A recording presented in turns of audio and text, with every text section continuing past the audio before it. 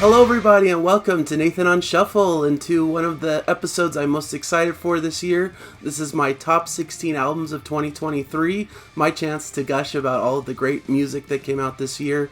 And I tend to do it in a tournament style just because I think it's kind of a fun, different way to do it rather than just naming all the albums in order. And it gives me a process to be able to come to a conclusion about how these albums should be ordered in my own rankings. So basically I'm going to go through this tournament and declare a winner, my favorite album of the year. And then afterwards I'll timestamp it on the video, but then I'll go through a traditional rundown of my top 16. I'll go off camera for a second and tabulate my results and give you guys a typical rundown of the 16. So if you're not into the tournament side, you could skip ahead, but I'd urge you to stick around. I'll try to go through it fairly quickly, and you'll get to kind of see my process and why I prefer certain albums over others. And as a disclaimer, as always, these are my tastes. This is my preference. I know many of you wouldn't order these albums the way I do. You'd pick different winners than I do. Some of these albums you probably wouldn't have anywhere close to your top 16. Some you'd have much higher, and I'm sure there's other albums that could have been included. But I just want to say at the outset, these are 16 wonderful albums that I just loved and adored throughout the year. Any one of them could be in the number one spot. So just because one beats out another one doesn't mean I hate the one that lost. It's neck and neck in all of these battles that I'm going to be going through. So with enough disclaimers out of the way, let's get into my top 16 records of the year and see how this tournament plays itself out. So I've got my handy board here that my wife put together for me. I know it's probably going to be hard to see a lot of those pictures because they're small, but I'm going to also put up a physical version of the album when I have it. So first we've got Pattern Seeking Animals, Spooky Action at a Distance. Really love Pattern Seeking Animals. They're one of those bands that's just like right up my alley of the type of melodic prog that I really like, you know, definitely coming off the heels of Spockspirit with several members of Spockspirit, but doing their own thing and adding this like spaghetti western feel and some other horns and added elements that make it quirky and different, but there's still a pop sensibility in the writing of the melodies that makes it catchy and accessible. So it's just been a brilliant record that I've really loved listening to. It's very consistent with their previous records. This is their fourth studio record, and all of them have been of very similar quality. So I really adore this record. I think it's definitely worthy of the top 16. The other one I have against it is Haken and their album Fauna, which came out earlier in the year, was one of the first big records, I think, in the prog scene that really took the prog world by storm. I feel like a lot of other people have been kind of lower on this record than I expected because I just really fell in love with it. It took us several listens. You know, I think it's a little bit more of a challenging album than some of their previous. But to me, it really righted the ship after those heavier albums that weren't quite as much to my taste, Vector and Virus, which I think still have a lot of great stuff. I still have those in my collection, still ranked them highly in my year-end list because Haken's one of my favorite groups. But this one harkened a little bit back to their older sound and brought more of that progressive element. I mean, Elephants Never Forget has that Gentle Giant-y flavor that I loved back in the Cockroach King era.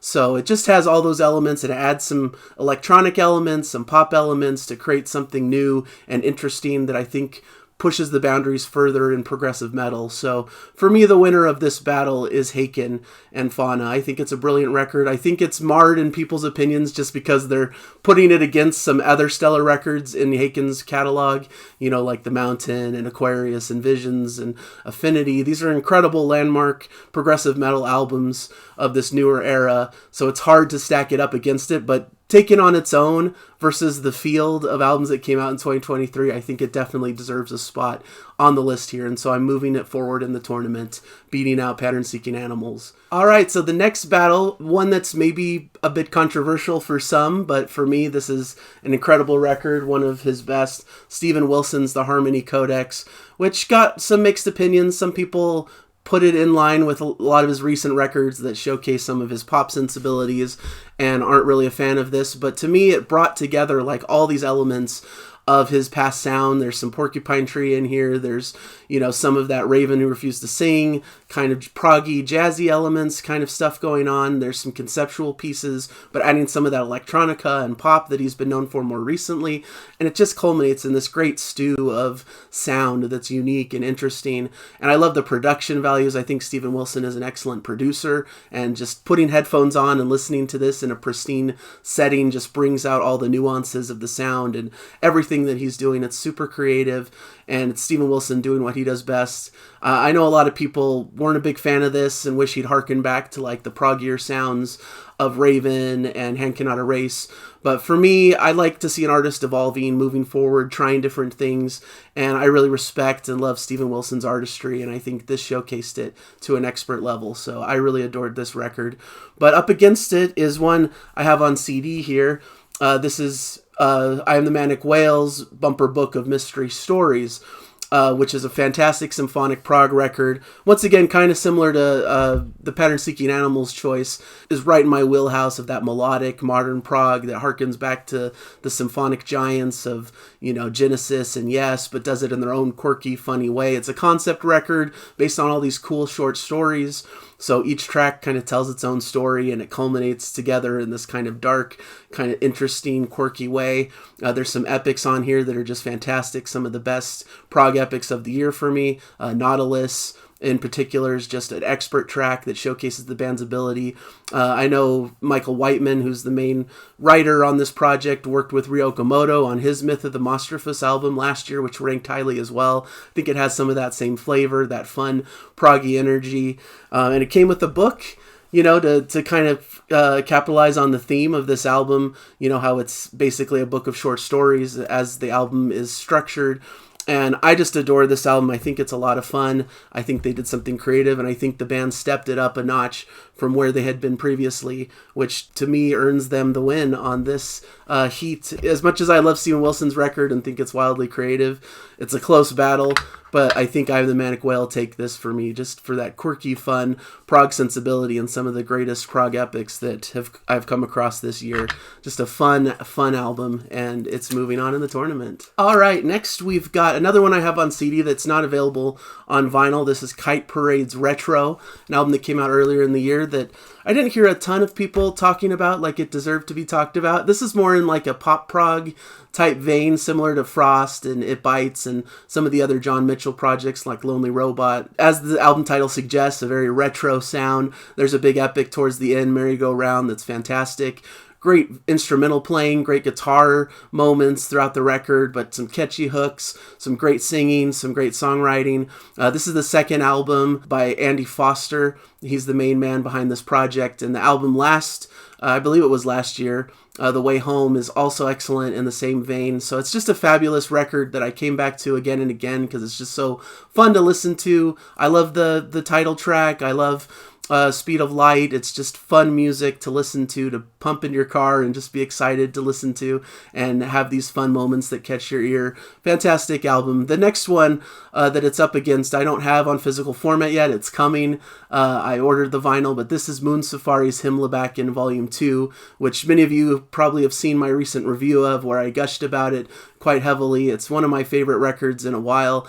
I just really love what the band has done. They've come back after like an over 10-year hiatus and have just knocked it out of the park. It's really hitting hard with a lot of prog critics and fellow YouTubers and so forth. I think a lot of people rank this highly, and it's well deserved. The vocal harmonies are just next level. They have an epic, Teen Angel Meets the Apocalypse, that just raises the bar for prog epics in the modern era.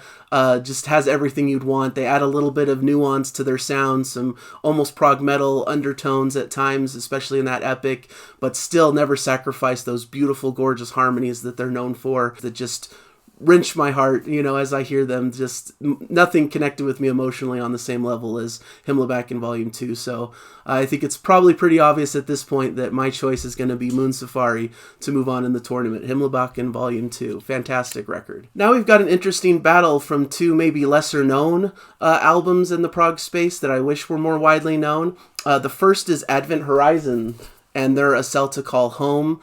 This was a new discovery for me this year. This isn't their first album, but it's the first one that came to my attention because I saw one of their videos pop up on my Facebook feed for water, and I'd listened to it and thought it was fantastic. I reached out to the band. They gave me a copy to review, and I was really excited about it. Really nice group of guys. They're really cool about this whole thing.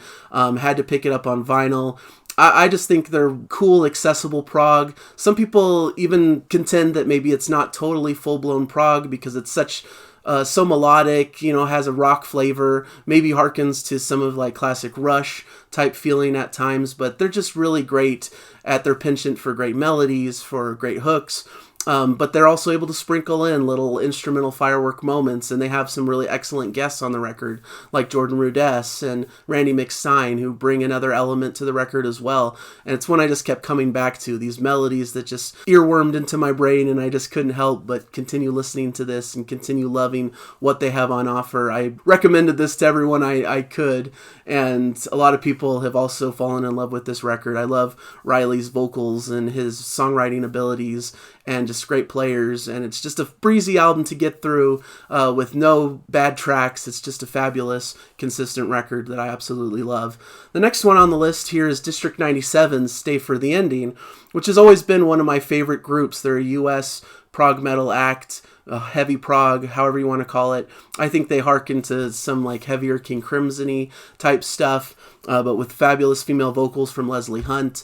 I really loved this band, especially back with their album Trouble with Machines. Their last couple of records didn't grab me quite as much, but this to me is a return to form. I think Stay for the Ending is a fabulous statement by the band, showcases all their quirky abilities, but is kept grounded by those wonderful female vocals from Leslie Hunt. I think it's a fabulous listen through. There's some fabulous tracks like Mirror, and of course the ending, The Watcher, which is a great extended, almost epic piece with a spooky, kind of scary tale. It's a fun record. I really adore it, but for me, the winner of this heat comes down to Advent Horizon, which was a new band to me that really blew me out of the park, and it is a band I'm going to follow now because this was one of my favorite records of the year, bar none. All right, moving on to the second half of the board here. This is one of the harder battles for me because I adore both of these records, and they're totally different in style, but fun regardless. The first one is Bear Ghost and their album Jiminy, which I came across just scrolling through Facebook or recommendations from other band fan sites. I think it was from Deer Hunter's fan site that I saw this recommended, and it just blew me away. It's a super fun record. It's like all the quirky, strange, genre-bending bits of Deer Hunter with extreme energy. It's really fun. There's almost a Haken sensibility and quirkiness, or some of the wackier moments of Between the Buried and Me, but it's more adventure rock than it is prog, going through so many different things, but never leaving you bored. It's just a fun listen all the way through. Every track has something quirky and interesting. They go through so many different vaudevillian type styles and circus music and, all these wacky things from all styles and different genres. And it's a quick album. It's fairly short, and every track punches you with so much energy. They have so much emotion and passion in their vocals and in their delivery. It's just a fun delight of a record that I just can't recommend enough. It's really fun. But it's up against Nickel Creek and their album Celebrants, which is maybe one of the least proggy picks on the board here, but this is my favorite albums of the year, so I'm picking whatever appeals to me and my taste. And this is more, of course, in the bluegrass realm, but to me, they do so many different things with it that it feels like almost like a progressive folk album, if you will. This is a trio that have been around for a long time, since they were pretty young kids, doing this very virtuosic bluegrass style. They have incredible vocal harmonies that blend fantastically. And this record just flows really well. It feels conceptual and has so many different parts to it, some energetic things, some more beautiful ballad-esque things. They're leaning into their bluegrass flavor and some of the high-octane instrumental moments, but also having some laid-back, folkier, beautiful things that are going on in the vocal melodies. There's some dissonance in the soundscape of this that may be a little bit strange at first, but it's part of the beauty of the record, and I think it's part of the message of the record that life is to be celebrated, even the more unconventional parts of life, even things that don't quite fit right, you can find the beauty in the dissonance, and I think that's a wonderful message. And for me, the Nickel Creek record has to take this. As much as I love Jiminy and Bear Ghost, and it pains me not to move them on. If it was in a different heat, I'd probably move Bear Ghost on. This was kind of a heartbreaking battle here. All these were done by random, so I didn't get to choose where things sat. So unfortunately, Bear Ghost doesn't move on, but it's definitely an honorable mention that should be in that top consideration. But for me, Nickel Creek does something special and beautiful that I haven't heard much in modern music. I just really love their sound and their vibe and feel like they elevated their style to another level. So Nickel Creek takes the battle here. All right, on to a fun little battle here. Next we have Southern Empire and their album Another World. This is an Australian band that I was super pumped to see them return to the scene. They had an album called Civilization prior that was one of my favorite albums of that year. So this was a hotly anticipated album. I wanted to include one of the albums from this Australia collective because there was really 3 albums that I felt were related that all came out this year. The United Progressive Fraternity album, Unitopia's 7 Chambers, which probably just barely missed this tournament. It's just behind my head there. And this one, Southern Empire, done by a similar family of artists and musicians. Unitopia was a group that I was really into back when I was in college and split apart basically into United Progressive Fraternity and this band, Southern Empire. I really liked the Southern Empire record. I struggled with it at first because it didn't quite grab me as much as Civilization before it. But the more I listen to it, the more I fall in love with it. There's a great epic. There's a new vocalist here, Sean Holton, who does an incredible job on this record. I'm really impressed by his abilities. So that is a great feature. And there's some cool like EOR style, like just great rock tracks throughout the record that just grab my ear, that are interesting and fun to listen to. There's no dull moments here. It's all great tracks. I love even some of the softer, more ballad-esque tracks. I think they're beautiful, like Butterfly. Just a fantastic track to end the record with. So a really great album that I enjoyed.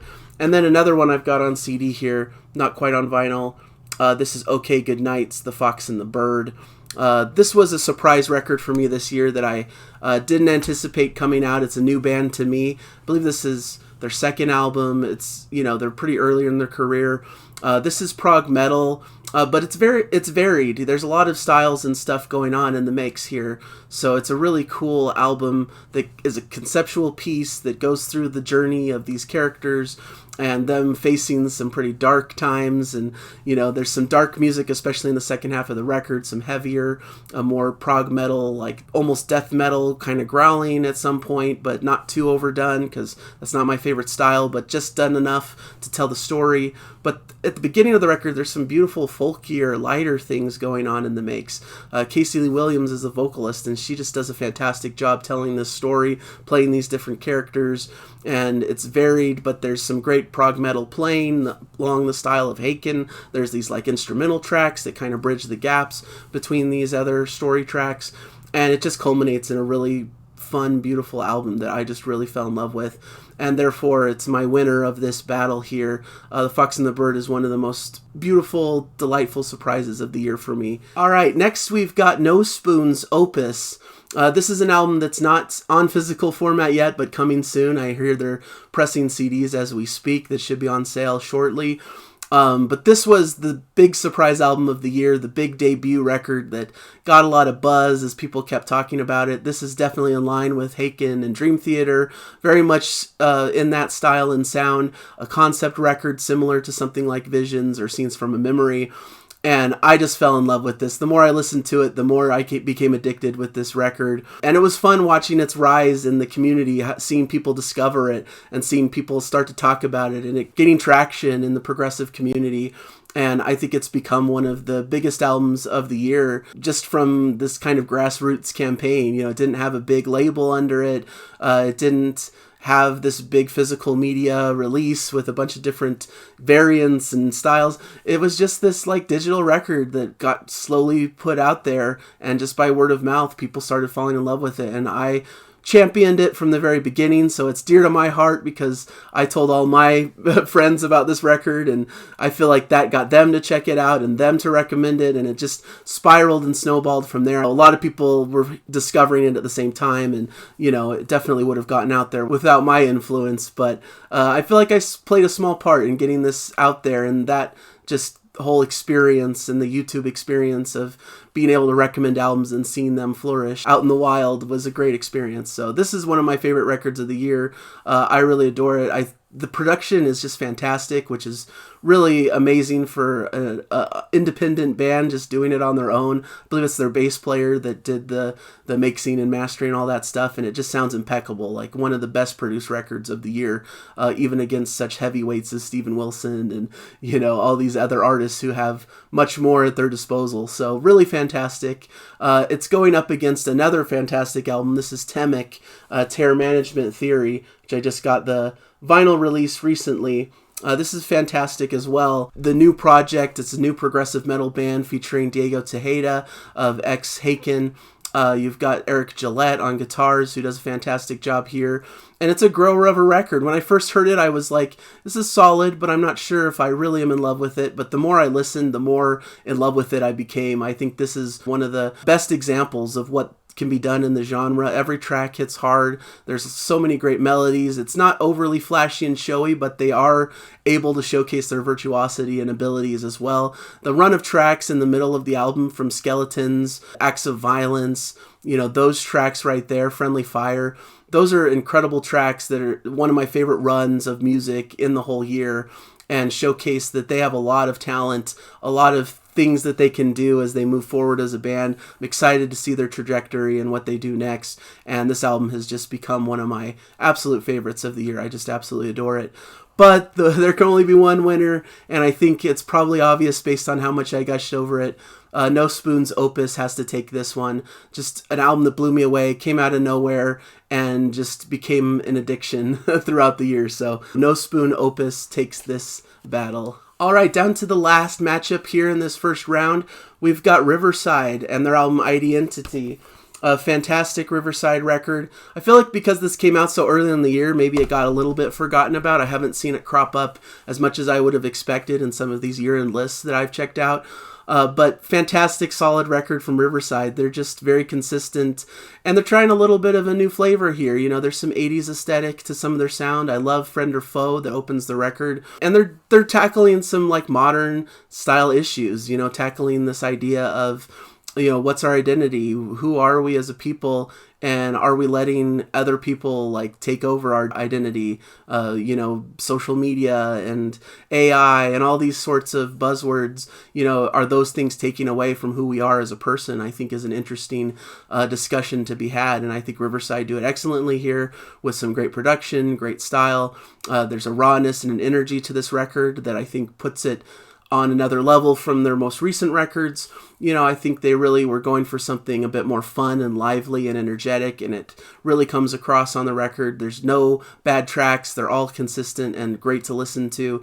And so I really adore this record, and I think people slept on it a little bit because, once again, similar to the Haken effect, you have your favorites from this band from their past, Second Life Syndrome, Love, Fear, and the Time Machine, Anno Domini, High Definition, pick your favorite. It's hard to compare a new record to their outstanding back catalog, but this is a solid record that I really loved throughout the year. One of the best to me that came out. And then finally, kind of an odd one to close things out with, Chronicles of Father Robin, the Songs and Tales of Eroia.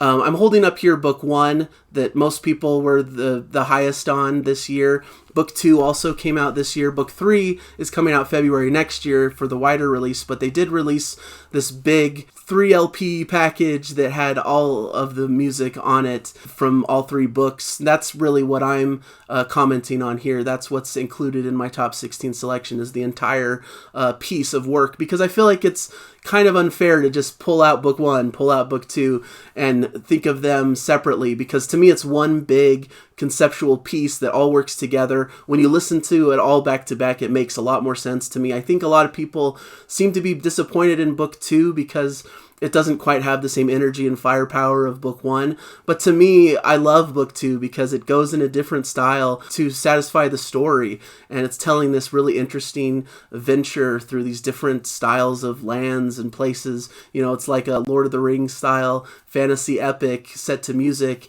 And it's fantastic. Book 2 goes to this more watery, more interesting, different sort of feel to it. And I really loved the switch up of that sound from the like folkier, more earthy tones of the first book. And I think it's carried even higher into the third book, which I love, this more airy, more, open feel to it as well. So it just all works together in tandem. I feel like it's unfair to think of them separately as different books. I think you have to put the pieces together to really experience this record and know how fantastic it is. To me, this is the high water mark of Norwegian prog this year, and thus it gets the nod for this battle. I think it deserves to move on to the next stage. All right, now I'm going to go through the rest of the tournament fairly quickly now that I've given a pretty lengthy description to each album and why it's part of my top 16. So in the top corner here, we've got Haken's Fauna versus I Am the Manic Whales, Bumper Book of Mystery Stories. To me, Haken's Fauna takes this battle. I just love the quirkiness, them like infusing some of their classic sound with their more modern genty metal type stuff, but adding a dose of new stuff as well to their sound. So Haken takes the nod and moves on to this final four spot here. Next, we've got Himmelbacken Volume 2 by Moon Safari versus Advent Horizon, A Cell to Call Home. And to me, I definitely have to give the nod over to Moon Safari, as I've discussed and gushed about probably too much on the channel. I just think this is a showcase of one of the greatest symphonic prog bands we have in the modern era. They brought everything I loved about their prior records and enhanced it and brought it to a new level. And for that, I have to give them the nod into the final four. So Himmelbacken Volume 2 by Moon Safari moves on. In the next heat, probably one of the most difficult ones out of this second round, I think. We've got Celebrants by Nickel Creek, which I talked about. I love their folky style. I love the bluegrass elements. You can imagine it as a progressive folk album, and I don't think you'd be too far off. Okay Goodnight really surprised me, one of the most surprising records of the year, with a really cool progressive metal concept record that I just fell in love with and love the female vocals and think it tells a really interesting story. But for me, I'm going to lean towards Nickel Creek. They just did something fabulous. I think this is a record that needs to be more widely heard. I know it's not the traditional progressive rock I tend to talk about, so it's probably a little bit controversial to move it up this high, but from my personal preference and taste, I just kept coming back to this. I think it's a gorgeous album, and so Nickel Creek moves on to the final four. All right, and now we've got No Spoon's Opus versus Chronicles of Father Robin here. And as much as I love and appreciate and respect the concept album and the work that went into Chronicles of Father Robin, it's like 30 years in the making or something crazy. And I love the different feels and vibes through the different books and the journey they take. There's something magical about No Spoon and what they did with this grassroots campaign and getting the word of mouth out there and coming out with one of the most surprising, polished progressive metal albums that I've ever heard, especially in recent memory. So they knocked out of the park. I love their instrumentation. I love the Haken quirkiness and the Dream Theater vibes, and I can't get enough, and I just hope they continue this trajectory into future albums and do something equally remarkable on their next record. So No Spoon takes the cake here and rounds out the final four. All right, 4 fabulous records here. I totally adore and love each of these, so this is not easy. Putting up Haken's Fauna versus Moon Safari is a tough thing to do, but I'm going to have to continue with the trajectory. It's probably predictable, but Moon Safari coming back after all this time and releasing probably their best record in my estimation is something that I can't deny. They deserve the spot over Haken's Fauna. Haken, it's a consistent, beautiful album that I love, but they have higher peaks in their discography that I can't ignore, like The Mountain, which is probably my favorite Haken record. So I'm putting the nod to Moon Safari that they came out late in the year and just knocked everyone's socks off. Have to give them the nod into the final 2. So that leaves us with Nickel Creek versus No Spoon, and I'm going to have to give the nod to No Spoon. Them coming out of nowhere with the best progressive metal album of the year in my estimation. I love Nickel Creek and their record, and they deserve some praise, but No Spoon was the new hotness of this year for me, and I just totally adore this record. I think it's fabulous and showcases a new progressive metal force on the rise, so No Spoon gets to come into the top 2 here. for this epic finale. And so we've got Moon Safari versus No Spoon. This is the big debate of the year for me. This is a really hard battle to decide against because these are both like 10 out of 10 records for me.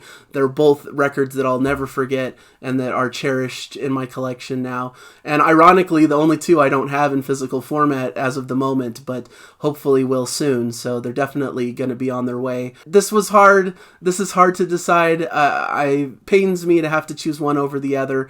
But as I keep saying throughout this tournament, I think Moon Safari takes the cake as my favorite album of 2023. I just can't get enough of this record. It reaches me at an emotional level that nothing else this year did. You know, I can't help but tear up when I listen to some of the most fabulous music ever created and crafted. I love this band. I love their vocal harmonies, right up my alley and right up my lane. I love what they do instrumentally. I love that more symphonic prog style, but they add touches of AOR. They add touches of more poppy type sounds at times. They add this prog metal a little bit in this record and just crafted something unique and inspirational. And I just adore this band. I hope they continue forward. I hope there's not a huge, long hiatus like there was before this record.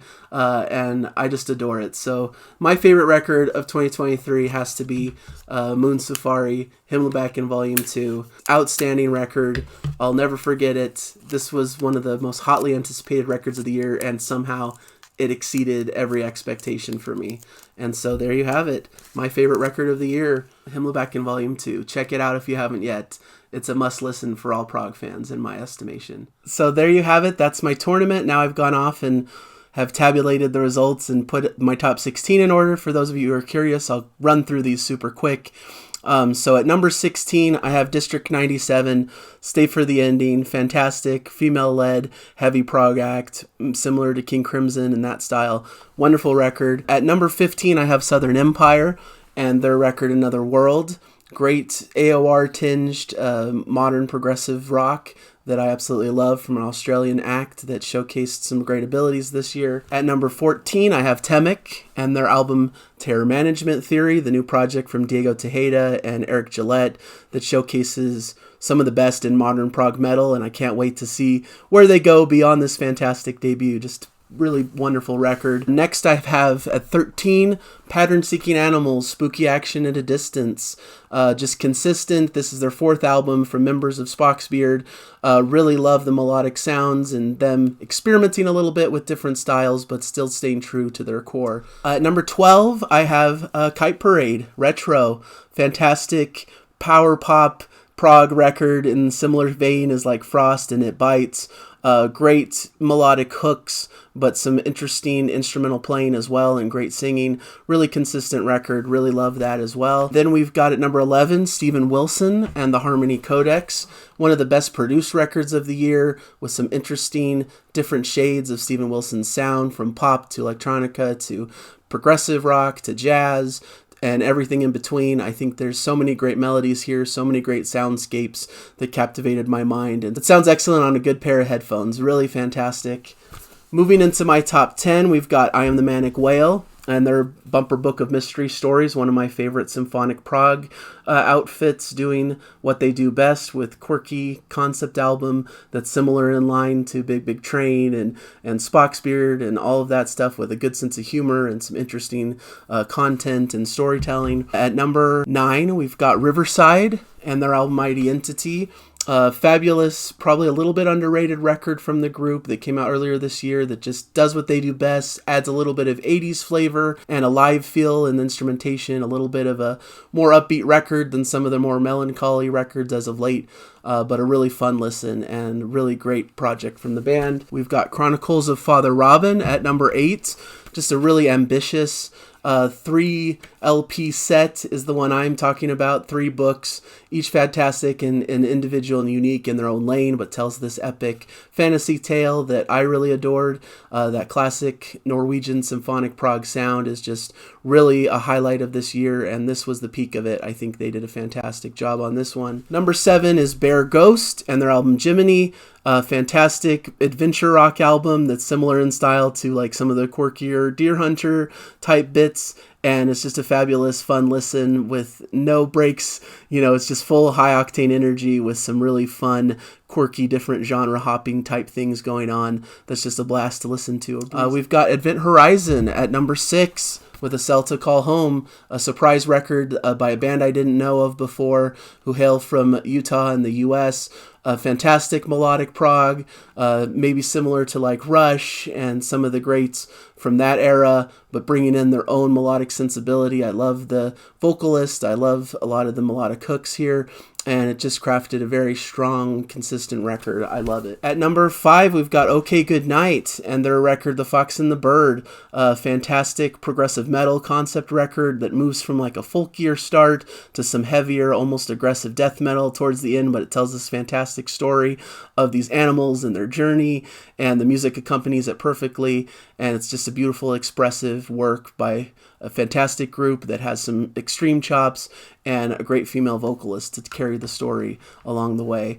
And then we've got Haken and their album Fauna at number 4 on my list, a fantastic record by one of my favorite stalwarts of progressive metal. I think they really knocked it out of the park by infusing some new sounds, but also including some of their old style that fans love, their more progressive bits, but included some of that gentiness from their past 2 records to create something truly new and unique that blew me away and grew on me throughout my many listens throughout the year. Number 3 is Nickel Creek and the album Celebrants. I really love this record. It's probably the oddball of the crew here, not traditional progressive rock, more in a progressive bluegrass style and folky elements, but fantastic harmony vocals and great playing. And I just can't get enough of this record. I just think it's beautiful and extremely well done. Number 2 is No Spoon and their album Opus, just a fantastic progressive metal debut album that it's hard to believe is a debut album because it sounds so polished and pristine, brings the best elements of Haken and Dream Theater into a new age, and I can't wait to see what they do next. And number 1 is Moon Safari, Himmelbach in Volume 2. Can't deny the beauty and majesty of this album, the band coming back after a 10-year hiatus to do something just beyond my comprehension and ticking every box and adding some new boxes to the equation, just bringing their wonderful symphonic style, their beautiful vocal harmonies, and adding a little dash of new flavors and new bits to their already stellar, beautiful sound to create one of the greatest masterpieces that I heard in 2023.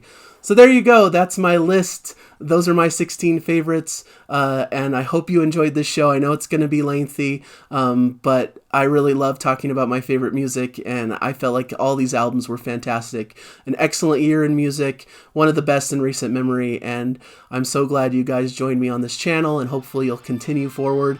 I love talking about new music, and I plan to continue to do so into 2024. There's already some great releases that are on the horizon that I'm excited to talk about. So thank you guys for joining me.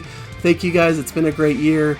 Hope you have a great new year, and I'll hopefully catch you in future episodes. Enjoy the music, everybody. Bye.